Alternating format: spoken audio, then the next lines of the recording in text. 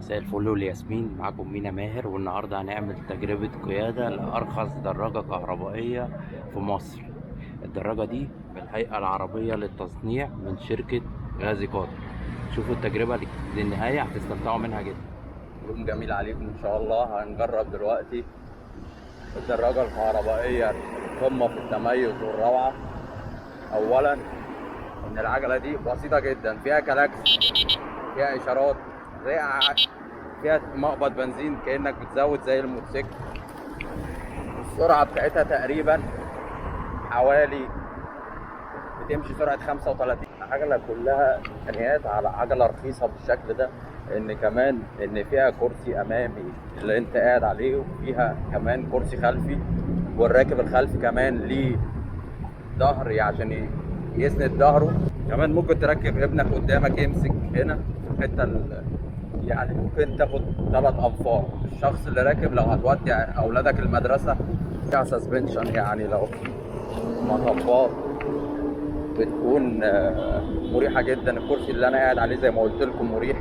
طريقة خارجية، يعني لو حابب تشحنها في البيت ممكن تشيلها معاك بكل سهولة.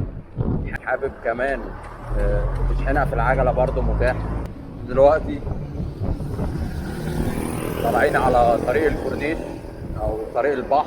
الميزه الجميله فيها ان فيها بدال، لو انت البطاريه حاسس او فصلت منك او على وشك ممكن مش هتعطل، كمان هتقدر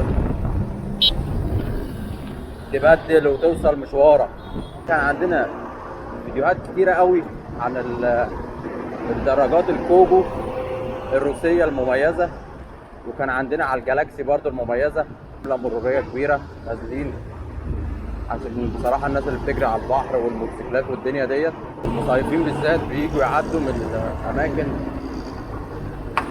غير بيعدوا من الطريق 7 حارات يمين و7 حارات شمال، والنفق اهو.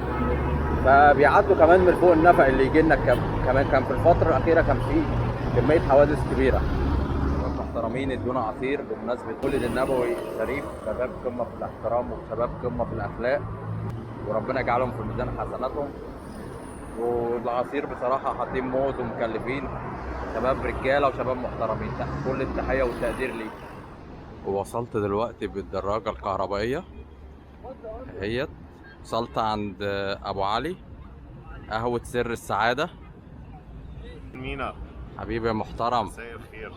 مساء الفل عليك.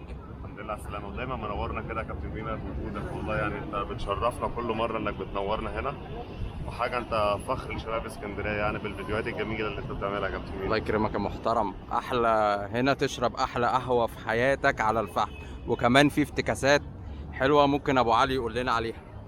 والله هي الميكسات او الافتكاسات الحاجات بتاعتنا هي سهلة جدا لأي حد عايز يفكر، يعني اللي هو كل يوم وانت قاعد كده كل اسبوع حتى جرب مشروب جديد، جرب حاجة تمكسها على حاجة، شوف الطعم هيطلع ايه.